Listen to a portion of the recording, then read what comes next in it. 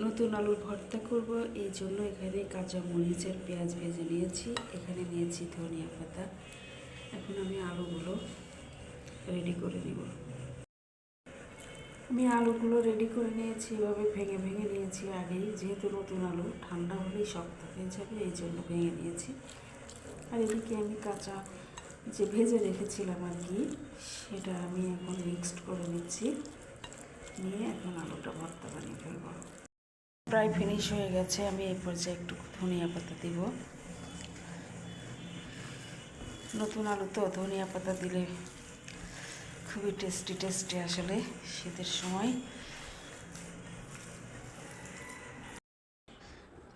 তো হয়ে গেল মজার আলু ভর্তা, একেবারে নতুন আলু, ধনিয়া পাতা, সুন্দর করে ভর্তা। এখন গরম ভাত দিয়ে খেতে হবে। ছেলেকে দিব আলুর ভর্তা। একে বলা হয় শাহি খানা। ডাউল ডাউল দিলেই শাহি খানা, আর ডাউল তো আছেই।